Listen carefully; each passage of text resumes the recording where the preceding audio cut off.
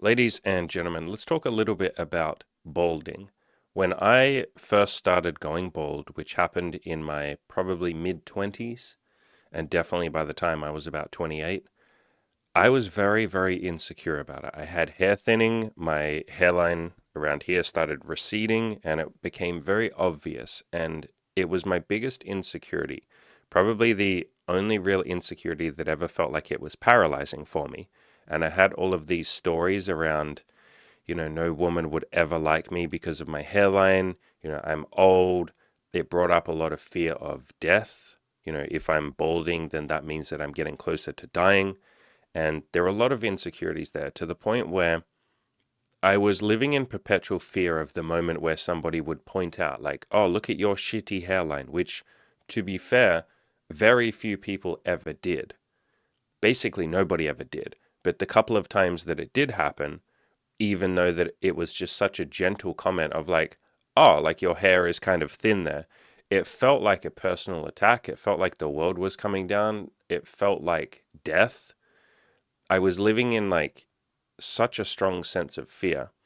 And when I first started working on my sex life and moving towards more sexual abundance, I lived in perpetual fear of the moment where a woman would point out, like, look at your hair. And it got to the point where I was literally wearing hats and beanies in the bedroom during sex. And of course, because that's strange. So imagine completely naked, wearing nothing else but a beanie or a hat, and almost refusing to take it off. And because that's strange, some women would point it out, like casually. They'd be like, how come your beanie is on? And I felt like the world coming down around me when they said that. I was like, oh my God, they're on to me. They're going to know. And I would try and go as long as I possibly could without letting them see that my hairline was receding. And so there were some women that I might have sex with like 5 times and see each other over like 2 months before I would finally work up the courage and go, okay, today's the day where I'm going to take my beanie off and let them see the real me. And for the vast majority of them, when I took the beanie off, they didn't care. They didn't give a shit. They didn't say anything. But I was like almost having a panic attack of like, what if they say something?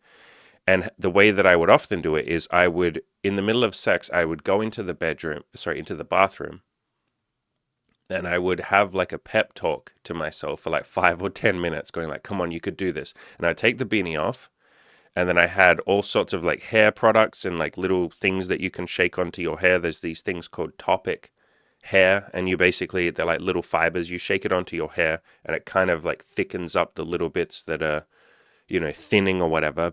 It didn't do a perfect job, but it did a decent job. And I'd kind of like style it and try and like get it in the right area. And maybe I'd use the blow dryer and try and like, comb it over and try and hide the receding hairline. And then I'd go back and I'd be like, all right, she's going to break up with me now. She's going to say, like, I'm not having sex with you. You're disgusting. Like, you have a bad hairline. It was that much of an insecurity for me. And most of the women didn't care. Some of them would point it out and go, oh, like your hairline's like, even then, it was like one or two that ever really mentioned it. And it was always in such a gentle, like just a curious way. Like, oh, now I'm seeing you without your beanie on for once, like something like that. And I'd take that, like I said, as a personal attack, even though they were literally just saying, oh, you took your beanie off. And I'd be like, oh my God, like, oh my God, everything's coming crumbling around. And I'd have almost this panic attack. And as I started having more sexual abundance and more amazing adventures with all of these women and all of this sort of stuff, I got to a point where I had read a lot of other people's experiences who had shaved their head. And I thought, you know what? I'm sick of trying to save this. At the time, I didn't have the money for hair restoration. I think even then, I don't think I would have gotten hair restoration surgery, which is where they basically take some hair from the back of your head and fill in the little gaps like a transplant. That's expensive, but even if it wasn't, I don't think I would have done it because I think that for me, that would have just been delaying the inevitable. My father is very bald. He was in his 30s. I'm 36 now. And I think there was some part of me that was like, maybe there's some sort of peace if I just surrender to this and accept it and let it go instead of fighting against it, wishing that it was different, living in this perpetual suffering and pain. And so I decided to shave it. And my God, was that terrifying. I was dating Imogen, my current girlfriend at the time, and I was seeing a few other girls as well. And I remember saying to Imogen, telling her that I was going to do it. And she, I was convinced that she was going to break up with me, which would have been fine. We'd only been seeing each other for a few months. It would be fine if she broke up with me now. But, I was terrified of her breaking up with me. I was terrified of the other girls that I was seeing breaking up with me. I was terrified of, like, if I shave this, I'm going to be a virgin. Not a virgin, but I'm going to live like a virgin. I'm going to be an incel for the rest of my life. Who would ever date me? I'm a weird, freak, bald person. That was kind of how intense my thinking was around my hairline, my receding hairline. And I shaved it, and people were just nice. My friends and family were supportive. The girls that I was seeing were like, wow, it's definitely different. You look radically different, because you obviously do. If you have hair and then you shave it, you do look like a different person, or a little bit like a different person. But they were supportive. They said, just give me a few days or a couple of weeks to get used to it, but I still want to see you. And I thought they were just being nice to me, and I thought they were going to break up with me afterwards, but none of them did. All of my friends were supportive. And I actually then regrew my hair back over the next couple of months because I was so terrified. I was like, no, I have to like grow it back out again. Like, that was just a test run. Like, I shaved it once, but they're all going to break up with me if I keep it like this, and no one will ever date me ever again.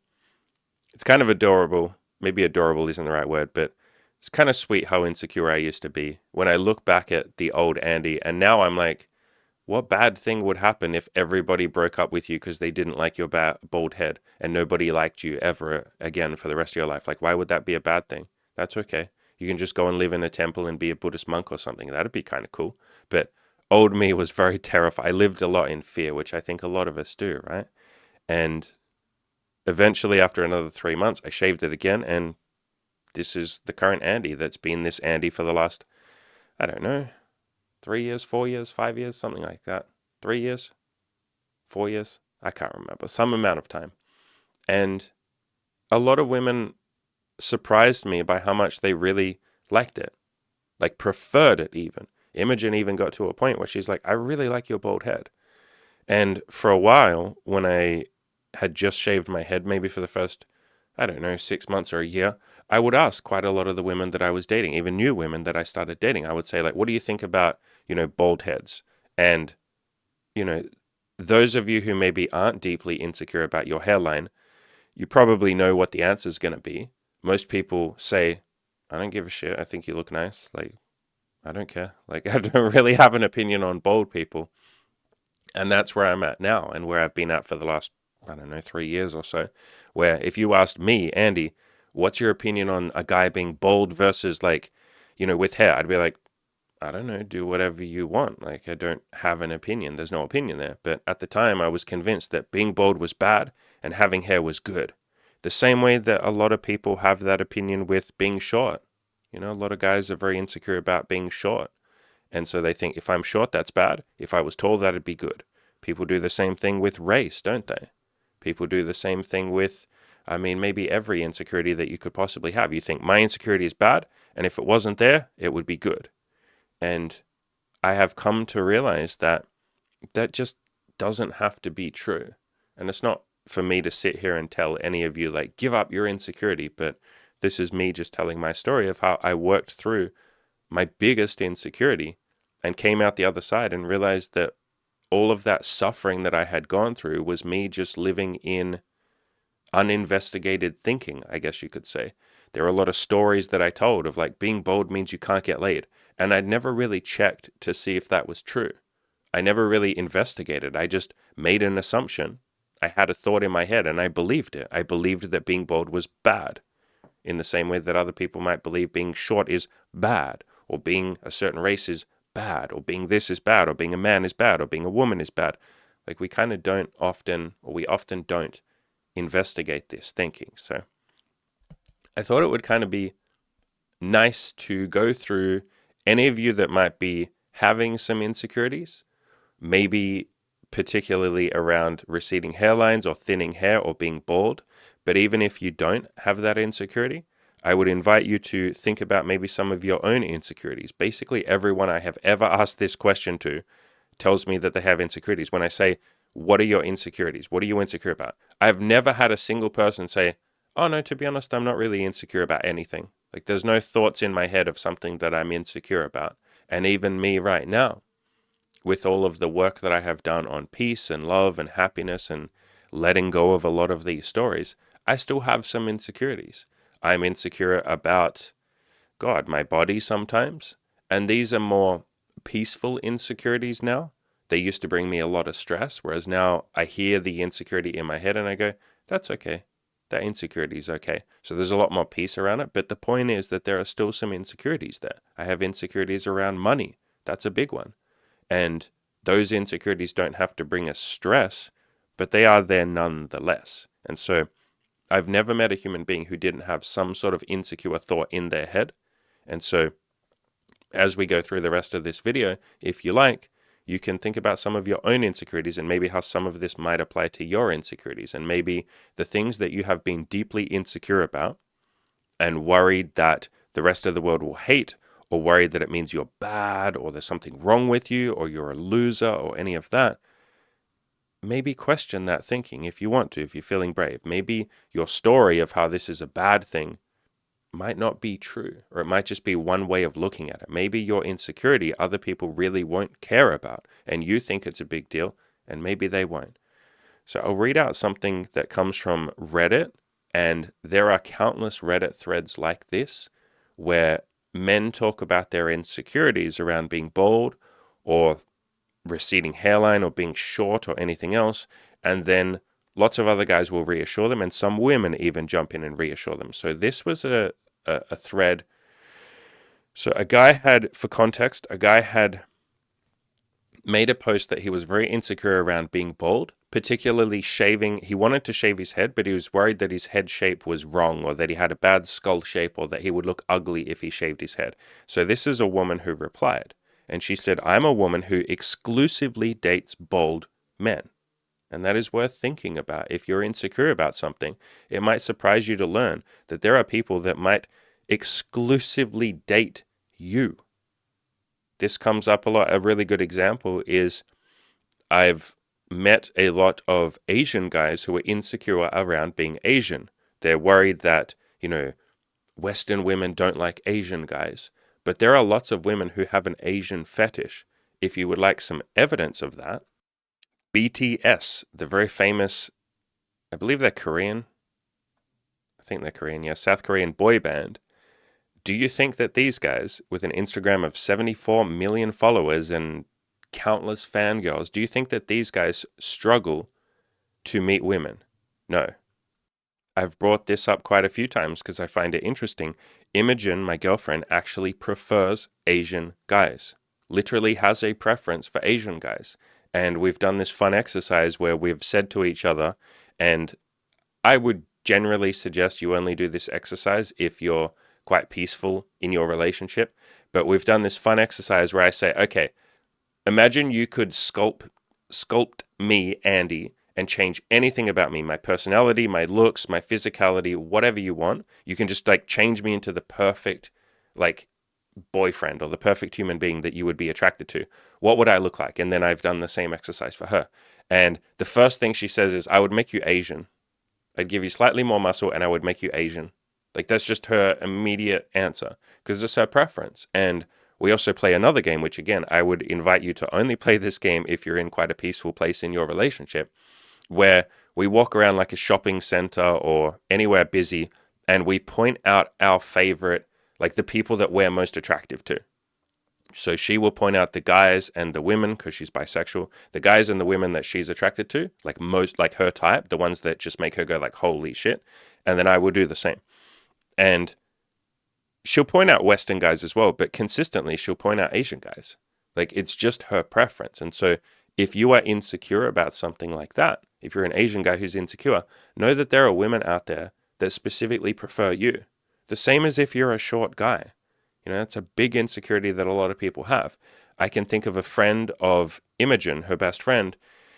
Her best friend is a female, but she's in a relationship and they're soon going to be married to this guy who's really short. And when I say really short, I mean like I have to bend down if I want to give him a hug.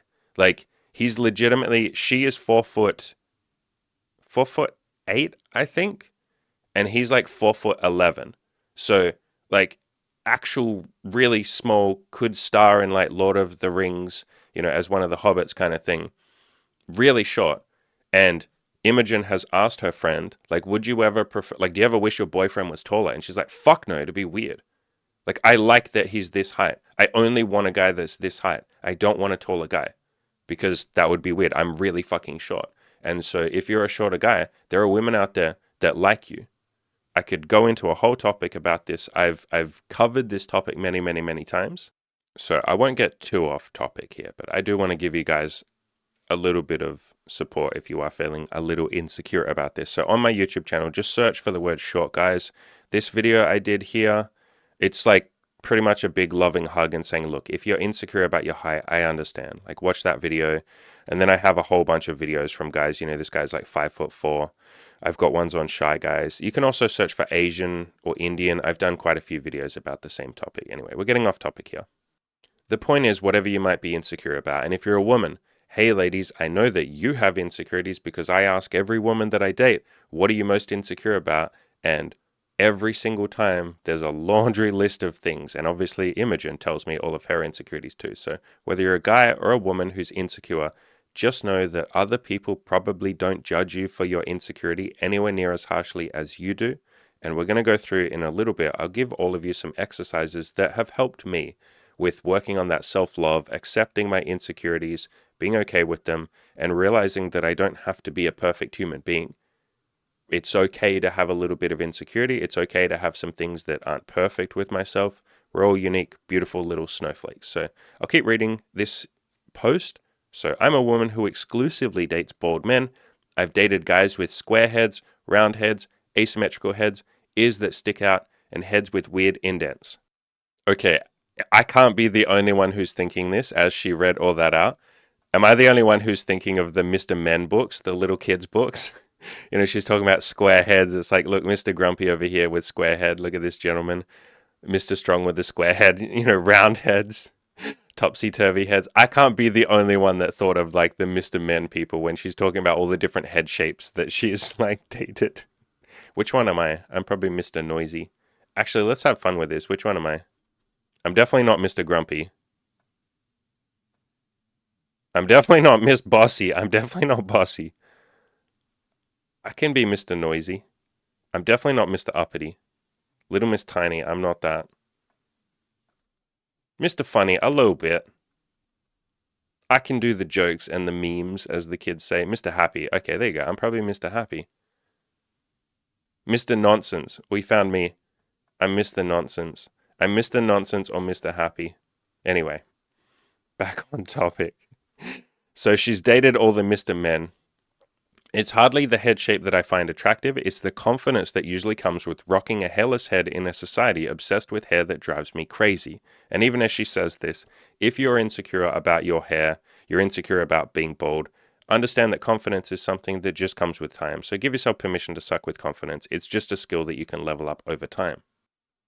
She goes on to say there are women out there who will appreciate your odd-shaped head as long as you're confident with it. And again, even if you're not confident with it, that's okay. Like confidence is just something that you can build. Do not grow it out. To be fair, you can grow out your hair if you want to, do whatever you want.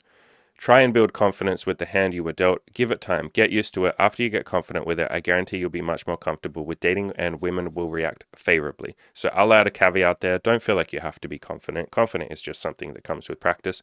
Go out and date even if you're not confident. That's okay. Like you're human. And then somebody else replies and says, I'm a woman who is also real into bald dudes. From talking with my friends, it's something women never feel neutrally about. You either love it or hate it. That's a really beautiful point. Yeah, not everybody is going to love you. Not everybody is going to like you. Our mission isn't to make everybody like us, whether you're a man, whether you're a woman, whatever it is. In your dating life, in your friends, in your business, in all interactions, I don't really ever think it's possible to have everybody like you. I've tried really hard, trust me. I've tried really fucking hard. I don't like confrontation. I'm okay with confrontation now, but years ago, I really didn't like confrontation. Actually, to be fair, I still don't like confrontation, but I was like really terrified of it. And I did everything I could to be as likable as I could in dating, in friendships, definitely in my content. And guess what? People still don't like me. You really come to realize that when you're a content creator, that you can do a video that literally says, "Hey, everybody, I love you and I want you all to be happy. And if you're not happy, that's okay too. And if you need anything from me, you just ask, and I'm here for you, and I'm so grateful." You can do that video, and then someone will be like, "Fuck this bold ginger loser." And you're like, okay, I guess I can't be likable to everybody, no matter what.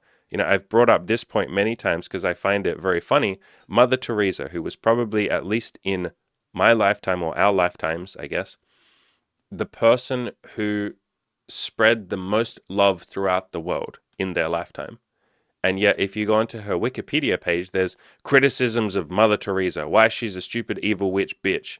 And the criticisms, whatever you might feel about them, I personally look at them and I'm like, is this it?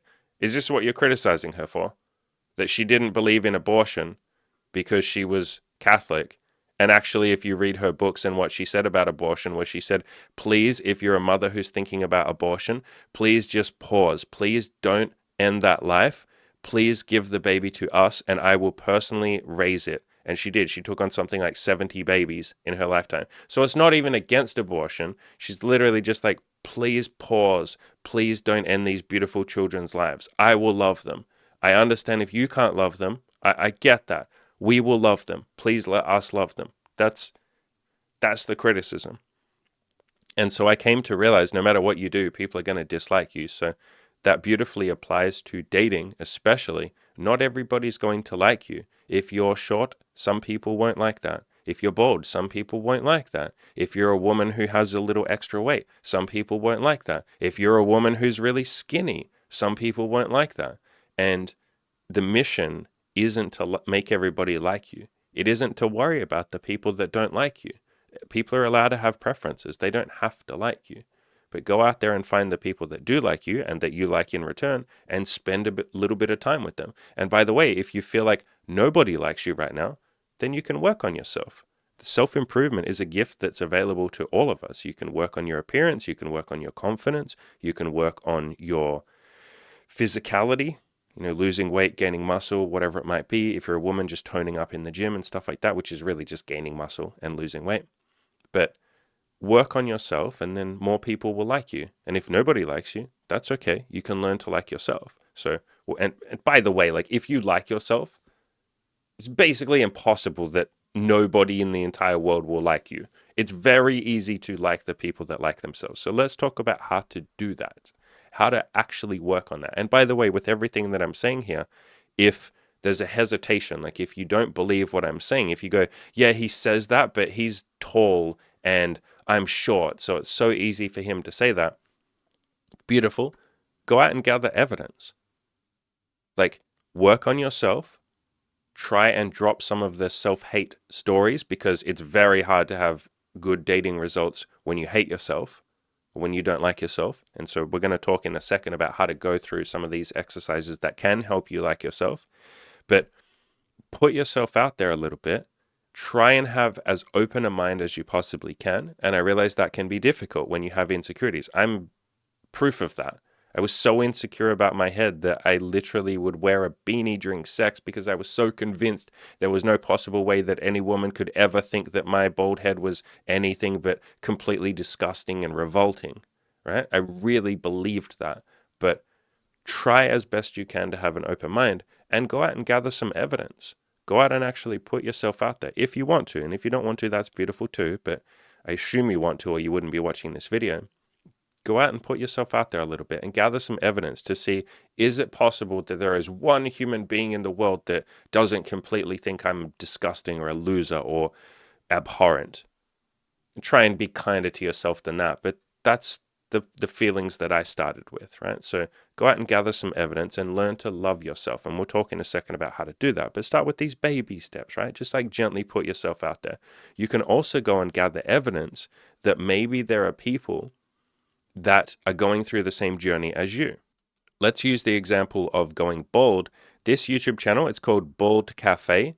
my God, this beautiful bald gentleman is doing God's work. His channel is basically set up around talking about his insecurities, and he also shows like before and after of his viewers or his audience who have decided, you know what, I'm going to shave my head. And he also has some people who've gotten a hair transplant or other people who've just worked on themselves and not worried about their hair.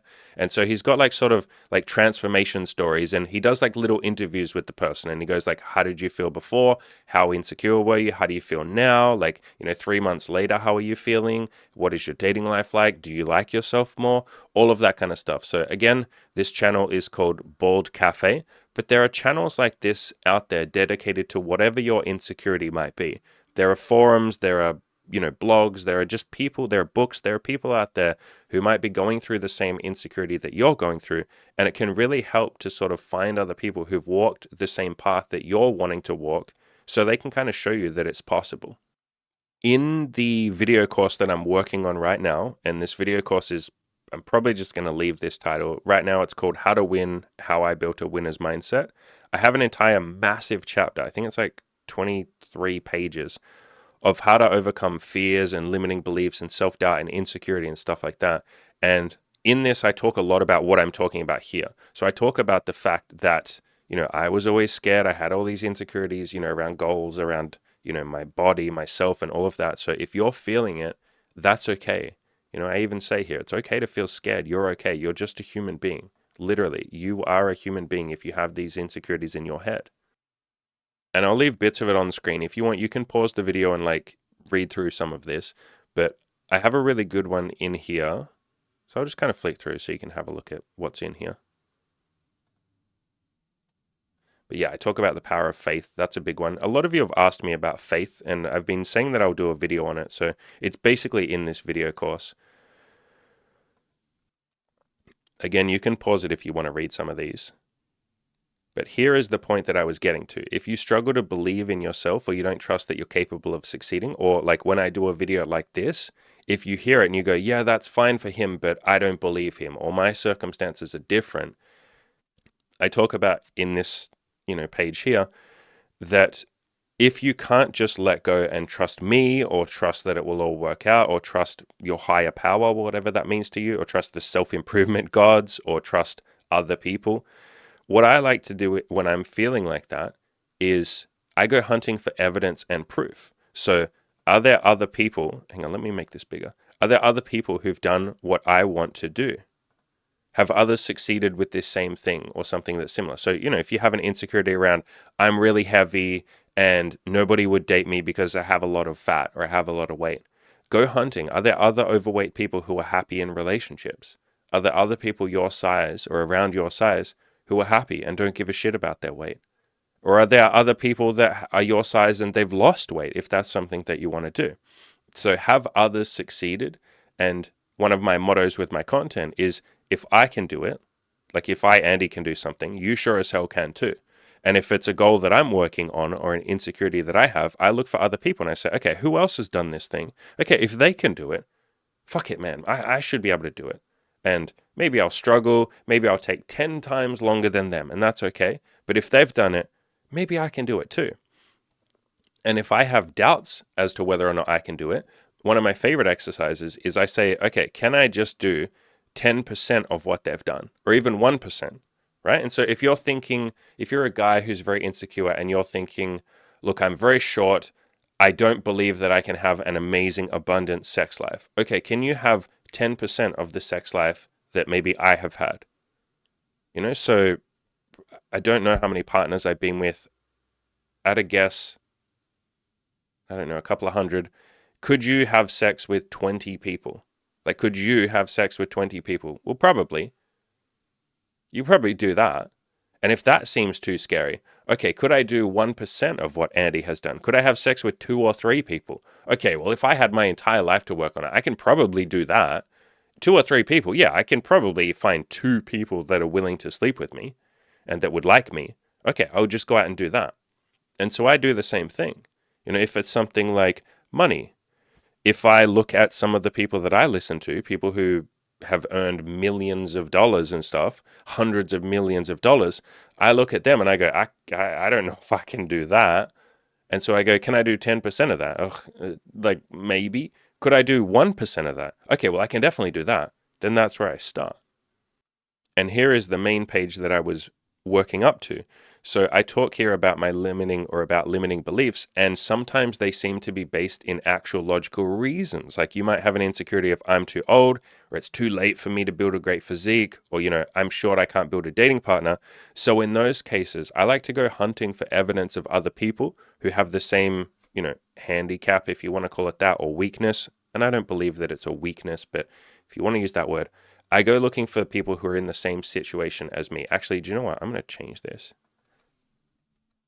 You're seeing me edit live. The same situation.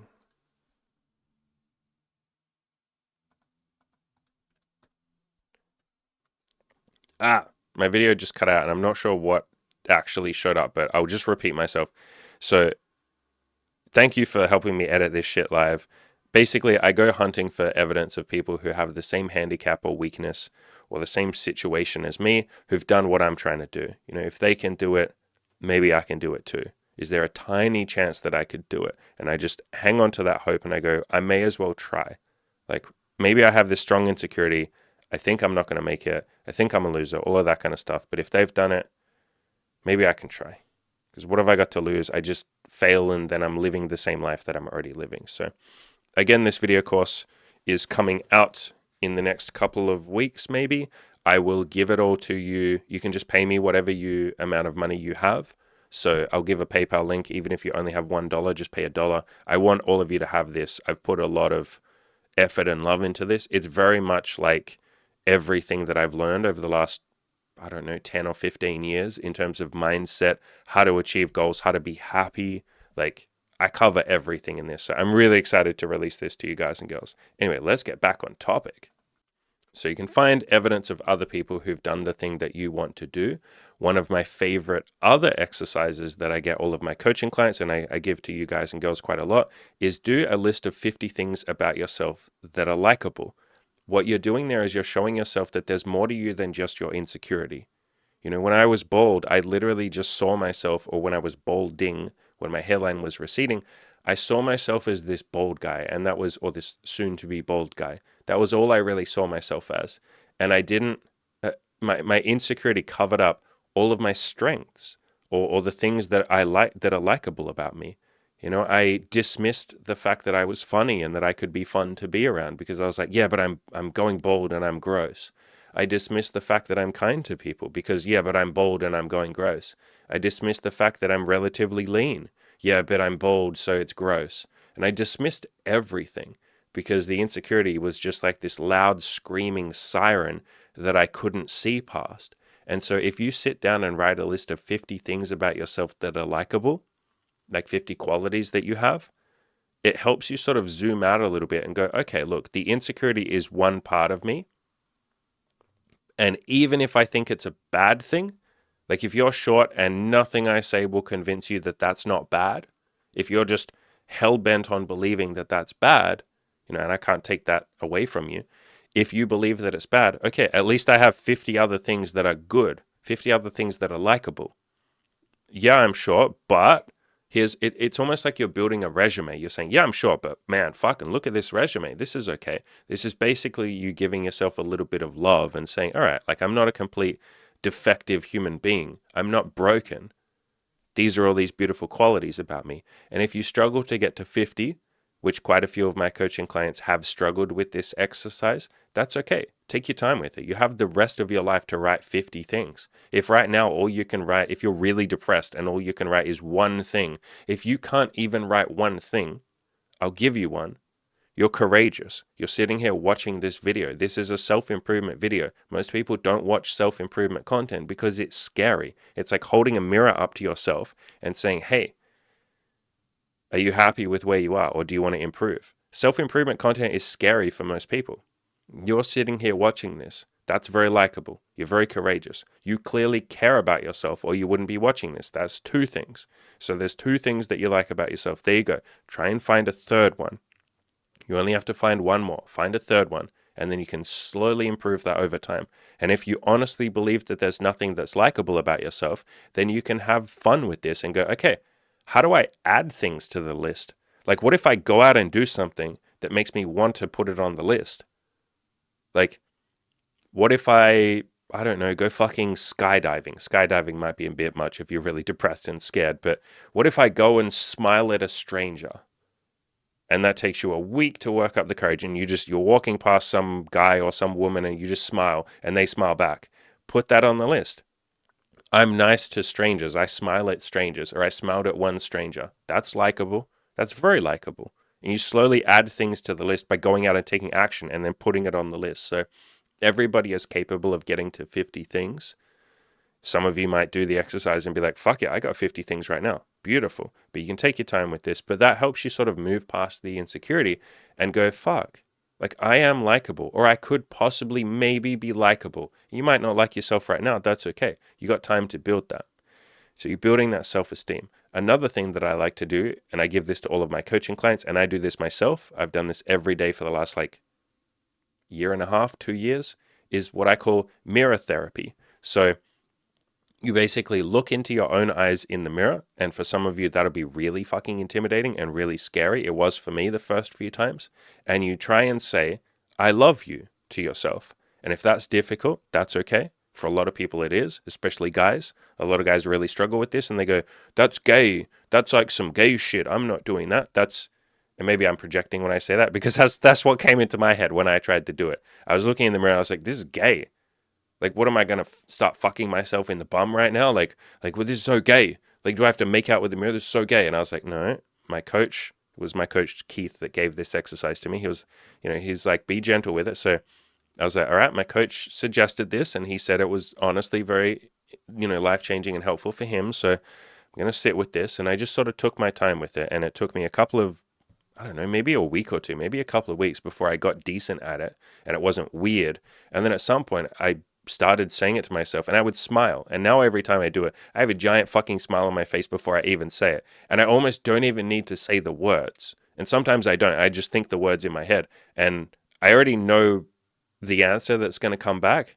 The answer is like, isn't that nice? Or yes, I do. Or I love everything. Or I love everyone. It's really helped me appreciate every other human being on the planet, along with a few other exercises I've done. But learning to love myself, or learning to be able to, I guess, just be okay with myself, has really helped me be okay with everybody else. And eventually now I'm at the point where I love everybody. And I really think the mirror therapy helped with that a lot. There's no okay, there are judgmental thoughts in my head now, but they're very loving and peaceful. They're almost like what's it called? Intrusive thought. Like, we often have, like, your thoughts, you don't choose to have your thoughts. They just kind of come into your head. So sometimes I will have a judgmental thought about someone, but immediately then there is then a loving thought that comes with that. So I might look at someone who's overweight, and the intrusive thought will just appear in my head of like, they should lose weight. They shouldn't be that fat. And then 1 millisecond later, there's a loving thought that comes after that. And it's something like, I can't know that they should lose weight, or they're a beautiful human being, or why do they need to lose weight? Or they seem happy. I love that. Or I love them. There's just like that thought that immediately comes afterwards without me doing anything. And I really think that has come from the mirror therapy, from being able to look at myself in the mirror. And again, I struggled with it at the start, but being able to say, I love you to myself. It's very difficult for me at the start, but it's really, really, really helped. And this is an exercise, like I said, along with the 50 likable things about yourself. These two exercises, I try and encourage all of my coaching clients, or all of our coaching clients, to do. And so many of them have gone, holy shit, like, it was weird at first, but I really like it. And some of them have done different variations on this, which I love. Like, some of them will just look in the mirror and they'll go, you're okay. And they'll just say to themselves, like, you're okay. Almost like a loving, gentle parental thing, where like the kid's crying and you're like, you're okay. Everything's okay. You're okay. It's like that. They'll say that to themselves. I had one client in particular, a guy called Theo, who I had on my channel, where he would just look into the mirror. He would just sit down on the floor in front of like a full length mirror, and he would just look into the mirror, and he won't say anything. He'll just see what comes up. And sometimes insecurities come up in his head, and he'll just work through those and go, okay, cool, I'm going to process these. Sometimes he'll just look in the mirror and he'll be like, hi. Like, his brain will just be like, hi. And he'll be like, hello, and he'll have almost this weird conversation. It's not weird once you do it a few times, but it can feel weird at first. A weird conversation with himself. Or sometimes he'll just look into his own eyes and he'll be like, damn, maybe I've been a bit harsh on myself the last couple of days. Because it's like when you look at yourself in the mirror, it's almost like you're looking at a different person. You're looking at yourself through fresh eyes. And a lot of this sort of stuff can come up, which is really beautiful and really great to work through and heal of like, man, I've kind of been an asshole to myself for a little while. I've kind of been really hard on myself, or I've been really shit to myself. And you weren't trying to, you were doing your best, but these things come up and then we can actually address them and heal them and go, fuck, man, I want to make some changes. I don't think I'm exaggerating when I say, for me personally, doing mirror therapy has been as spiritual, as psychedelic almost, an experience as when I've taken psychedelics like LSD. I've done LSD, if you're not familiar, about, I don't know, like 50 times throughout my life. And a lot of my self-improvement has come from that. And as I say that, by the way, don't run out. I do whatever you want, but I wouldn't recommend you run out and take LSD. I did like 2 years worth of research before I even dipped my toe in the water with it. So it is a very, there's kind of a saying in the community of like, respect the chemical, like respect the psychedelic. Don't just like down, 10 tabs of LSD and be like, this will be great. Now, it will be great, but I, at least personally, and friends of mine benefited from doing a little bit of research first. But you're an adult, do whatever you would like. It's all part of your journey. But yeah, mirror therapy has been absolutely amazing for me. On top of all of this, with insecurities and doubts about yourself and all of that, I already said this, but I think it's worth saying again. Remind yourself that not everybody is going to like you. That isn't really the goal. It isn't a possibility. It's not possible for everyone on the planet to like you. There are people that fucking hate the Dalai Lama. There isn't an entire country. There is an organization sitting at the top of a country, the CCP, the Chinese Communist Party, who probably don't like the Dalai Lama super much. Now, I can't know that. That's a big assumption, isn't it? I take that back. I don't know whether the CCP likes the Dalai Lama, but China and Tibet haven't always been the bestest of friends. Tibet's like the cute little friend that's like, I love you. Do you want to be my friend? And China's like, fuck you, bitch. And Tibet's like, but I love you. We can be best friends. And if you don't want to be friends, that's fine, but I love you. And China's like, fuck you. Fuck you, fuck you, fuck you. Kind of the same as like Taiwan, although to be fair, whatever. How did this get into politics? Nobody gives a shit about politics. I don't give a shit about politics. Anyway, the point is, people don't even like the Dalai Lama. People didn't like Mother Teresa. Plenty of people don't like me. Plenty of people won't like you. That isn't the mission. They're allowed to like or dislike however they want, but your mission is to find the people that do like you, the people that don't mind about your insecurity, or the people that see your insecurity as actually a strength. And they think it's beautiful, because that's another thing. Even the insecurity itself, like the fact that you are insecure, you might be insecure about the insecurity. You're like, I have this insecurity, and man, it's so bad because everyone's going to think that I'm insecure and weak and a loser and ashamed and all of that. It's like, pause. It's okay. You don't have to like go into this spiral of like, I'm insecure about being insecure. Fuck. Now I'm insecure about the fact that I'm insecure about being insecure. Like, it's okay. There are people out there that might even like the fact that you're insecure about your insecurity, because they might find it honest. They might say, at least you have integrity to admit it. There's some strength in vulnerability. There's a really good quote that I like that comes from Baldur's Gate 3, a game that I'm playing. And for context, basically, there's a woman. Okay, basically, you're at this point where you're sheepishly admitting your feelings. So, back up. A woman asks you if you have feelings for this other woman in your party. And when you sheepishly admit, yes, I do, I have feelings for her, the original woman who asked the question says, when it comes to love, vulnerability is armor. Truth, a sword. Trust, a shield. She's basically talking about the strength of honesty and the strength of vulnerability and authenticity and all of that kind of stuff. So I really like that quote. And you might find that there are people that find strength, or they find it attractive, when you embrace the things that you're insecure about, when you just own them. When you just say, you know what, I'm going bald and I'm a little insecure about that, but I'm working on it. Like, I'm a human, I'm working through that. There's strength in that. I've talked about this many times. Imogen has talked about this many times. This article probably personifies it the best. Imogen wrote this many years ago, like 3.5 years ago. And the article is called Imi's Thoughts on Being Alpha. And there's a couple of quotes in here I really like, but, so this is her writing this. She says, Andy tells me all the time things that he's scared about, things he struggles with, things that are getting him down, and things that worry him. This has had a huge impact in helping me feel more comfortable, being more vulnerable. So yeah, as she says, like he shares his doubts and insecurities and own them. Do them, there are ways to share where you're owning it rather than being a victim to it. And that's the thing that is attractive, as opposed to if you just say, oh man, I'm so insecure and like everyone's going to think I'm a loser and like, it's so bad and you probably don't want to hear this. You probably hate me and it's not fair. Yeah, that's not very attractive. But the way that you sort of own it is you say, look, I'll be honest, I'm so unbelievably insecure about this thing. It's really a big struggle for me, but I'm working on it. You just say that last bit, but I'm working on it. And then you can, if you want to, say, is there anything you're insecure about? And then the other person might open up to you about their insecurity. And then you can say, if you want to, is there anything I can help with? Like, how can I help? You're insecure about this thing. Can I help in any way? Is there something I can do for you? And then it's this beautiful like bonding thing that sort of brings you both together. And you're not sitting there feeling like there's something wrong with me because of this insecurity and I have to hide it and have to be ashamed of it. No, you can just own it. And that's very, very, very, very, very attractive to people. It's very courageous. And if I bring up my favorite image of all time, a lot of you will know this. This is called the map of consciousness. It's also called, or I call it, the hierarchy of emotions. I won't get into the full details on this. I have videos on my channel, but essentially the emotions at the top are the ones that make us feel amazing and bring us a lot of gifts and life is easier and everyone wants to be around us. The ones at the top are fucking cool as hell. If you can live your life feeling like peaceful or joyous or love or excitement or any of that, I think we would all agree that's a far more charmed life than if you're feeling shame and like apathy and guilt and grief. Like, I think we all agree we would rather feel peace and love than grief and shame, right?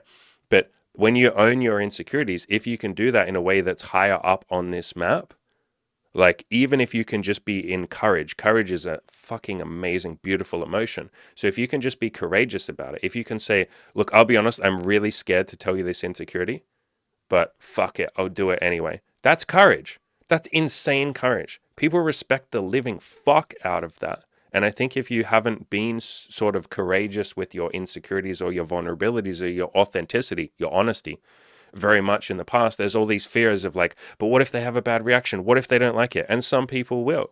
Like some people might. I shouldn't say will.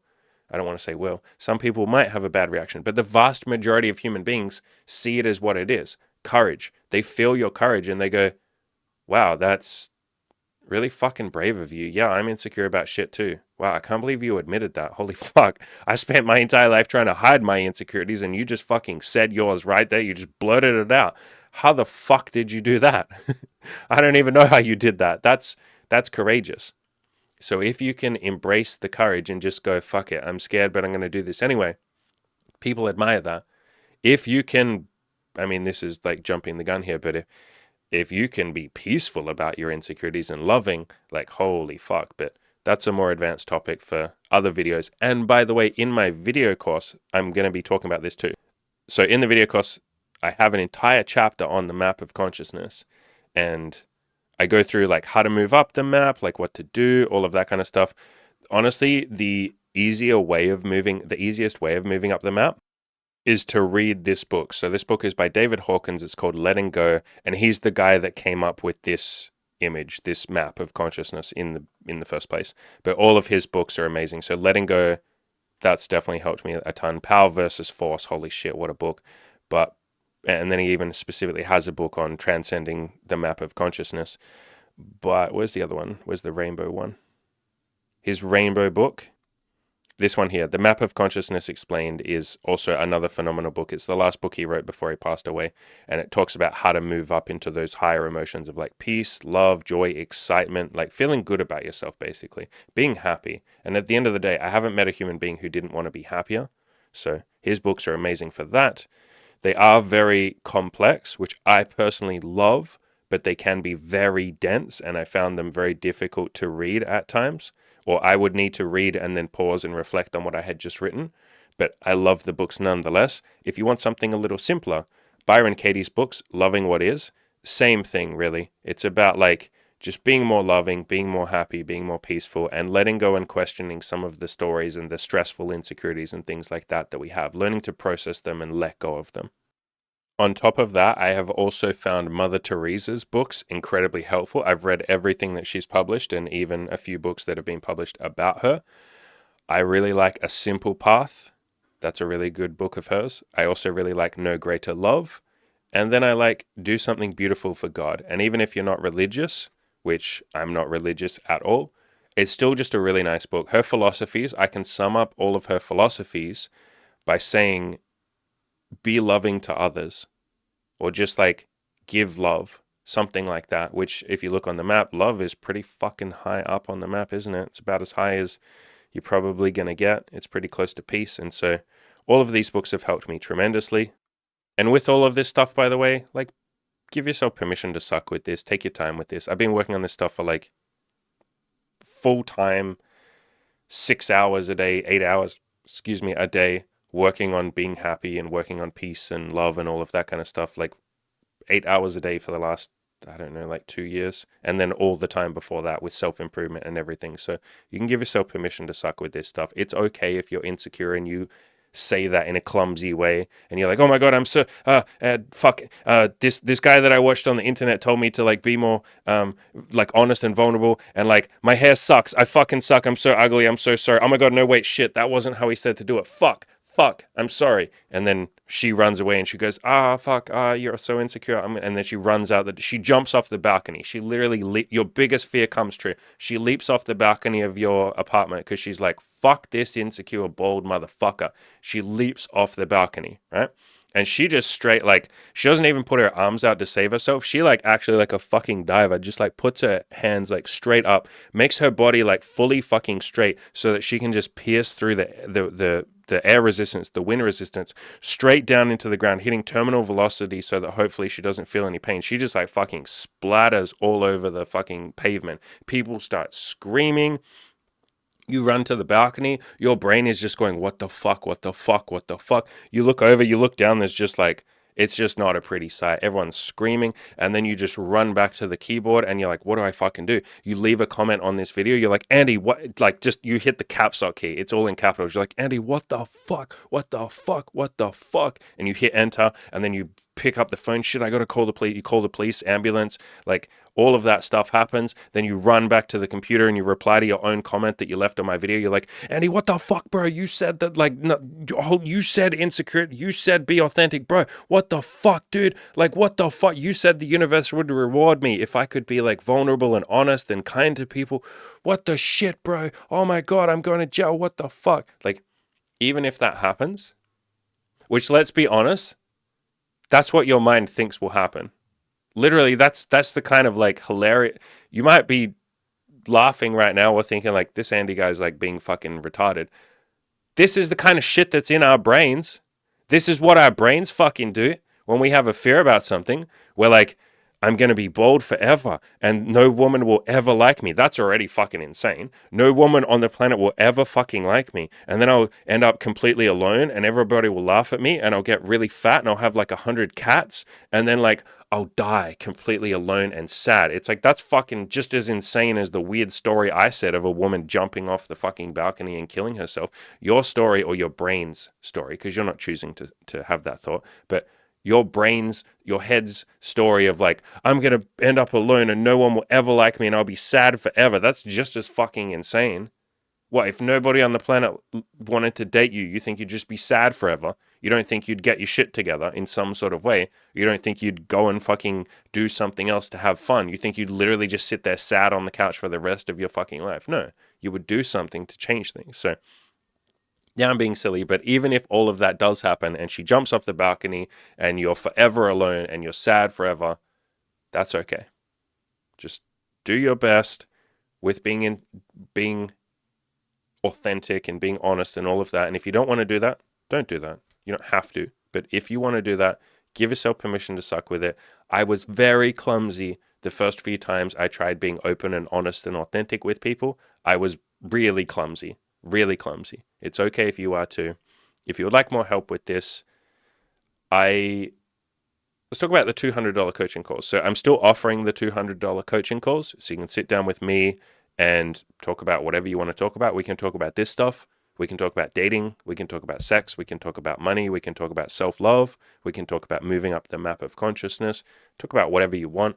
I've even had some people, which is really humbling and really sweet, where we do a $200 coaching call and they're like, look, Andy, before you say anything, I just want to say I honestly don't actually give a fuck what we talk about right now. I just wanted to give you $200 and talk to you for a little bit and say thank you. And I'm like, that's really fucking nice. And then some of those, okay, because there's no pressure on those, like pressure on the other person to make the most of it.